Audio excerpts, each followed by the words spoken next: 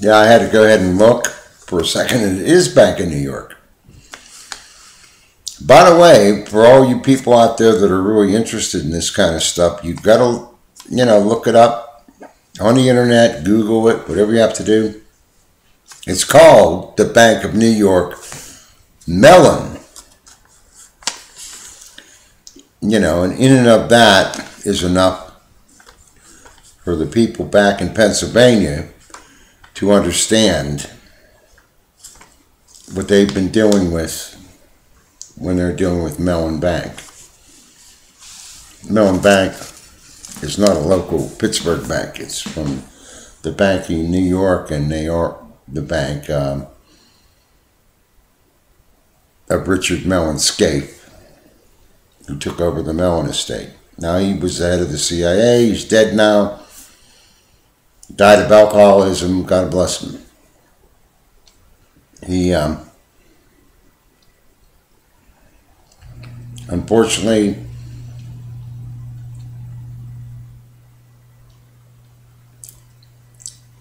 alienated himself from Cornelia, his sister, for 35 years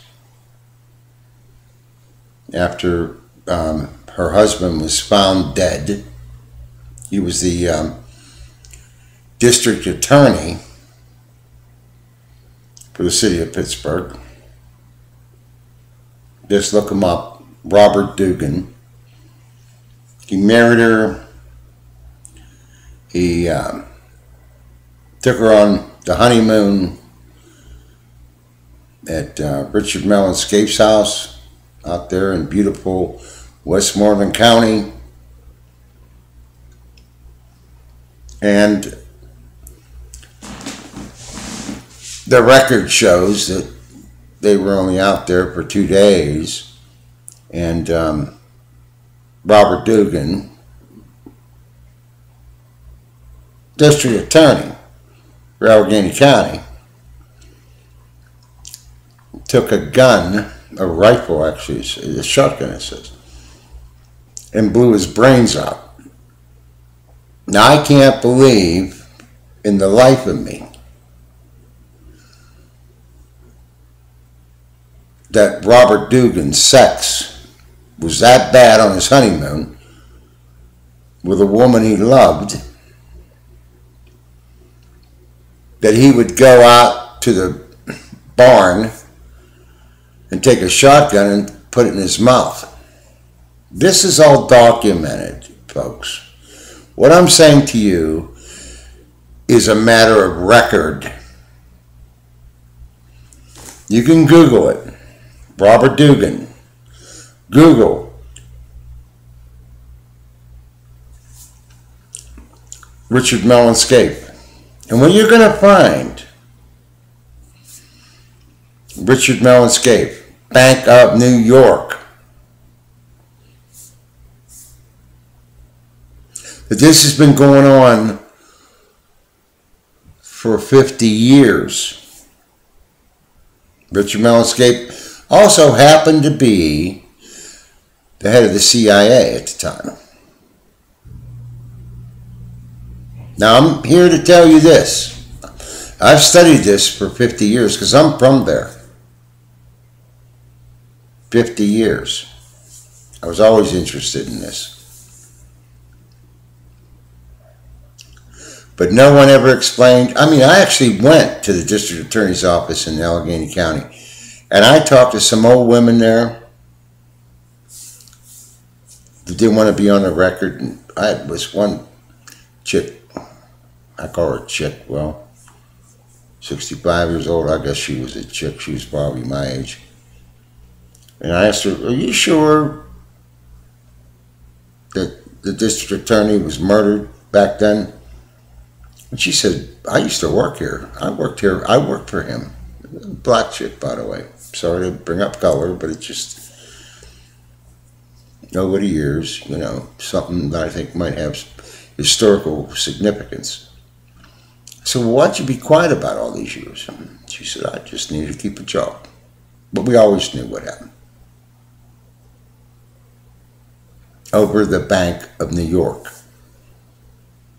over the Federal Reserve System. Anyone that ever says anything gets killed. There was a reporter that went up to the Mellon Bank in Pittsburgh, downtown Pittsburgh, and he wanted to go ahead and talk to the people up there, and he also committed suicide in the bathroom, on the top floor of the bank. That was about 10 years ago. He was a reporter out of Texas. He just went up there, and I guess they said he got out of line. I think his name is Kruger. But you could Google it. Suicide, Mellon Bank suicide. It's on the Google, Then you'll see his story. He went up there just to find out if what he had heard was true. Now, I don't think anybody would drive or fly all the way from Texas to go up and interview somebody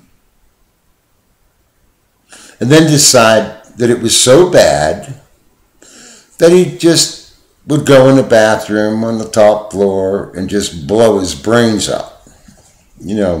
By the way, he didn't enter the building with a weapon.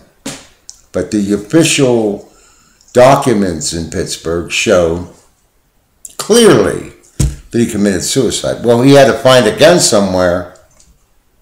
And I guess Robert Dugan, the district attorney in 1978, had to find a shotgun somewhere to blow his brains out. I don't think so.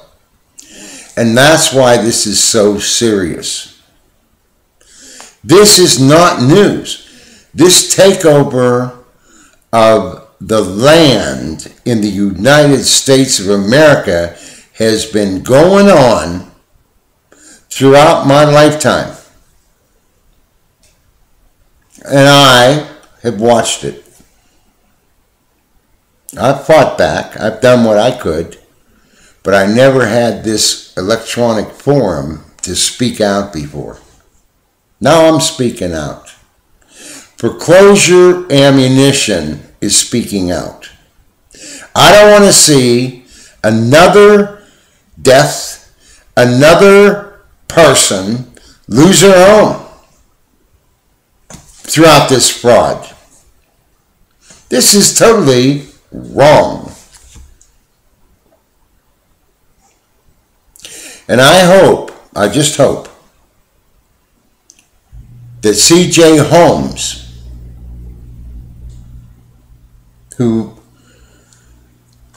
founded and is attempting to do something, she calls it Homeowners for Justice, will forgive me for mentioning her name here.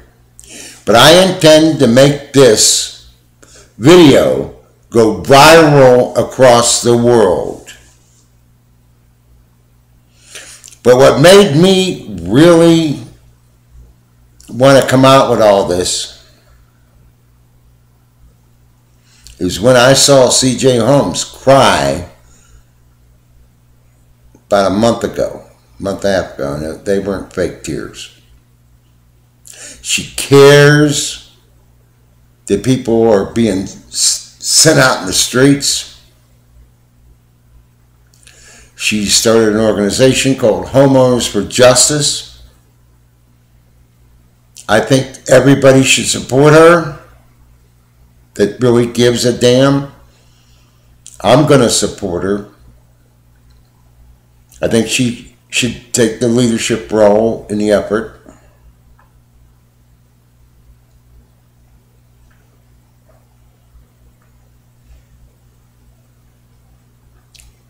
I don't know if she really understood what she was getting herself into.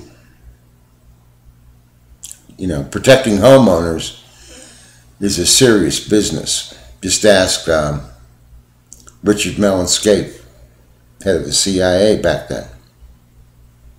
Ask the Federal Reserve Board. Would they kill us Yeah, count on it. That's why no one will speak.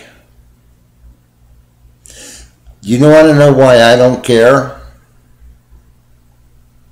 And I will speak? I don't care, and I will speak because I'm dying anyway. But before I go down the tubes, and I'm not going in no ground. I'm just ship me out and see. It's cheaper and easier, and I don't want to be stuck in a box anyhow. But before I go, I'm going to give you foreclosure ammunition to fight for your rights to your home, to your property, against these thieves, these banks. That's what I'm trying to do here. I'm doing it my way. A lot of people say it's the wrong way. Well, after 50 years, I don't know what the right way is except for to tell the truth. And I'm telling you the truth. I'm telling you who's running the show. I'm telling you, when you signed your mortgage, a contract with the devil, but you didn't know it. You'll see on my next video what you signed, you're committed. I think it said 30 years of slavery, payments, 30 years to have a place to live. You signed 30 years out there that for the next 30 years, you're going to be a slave to some stones and bricks. Did you realize that? Did you realize when you signed that piece of paper that they could sell it? Did you realize that the people that bought your loan could be the Mexican mafia? It could be the Taliban. It could be Saudi Arabia. Or it could be China. You signed a promissory note that was a negotiable instrument that was sold over and over and over and over. Wouldn't you like to know who you are a slave to today? Then I want to tell you. I'm going to hint. I have a hint. My guess is somebody took your promissory note and backed borrowing Treasury Department borrowing when they borrowed money from Saudi Arabia and China. We owe them, what, $16 trillion? They kept lending the United States $16 trillion. What, on a hope and a prayer? And other countries too, Russia. So the Treasury Department kept borrowing and borrowing and borrowing money.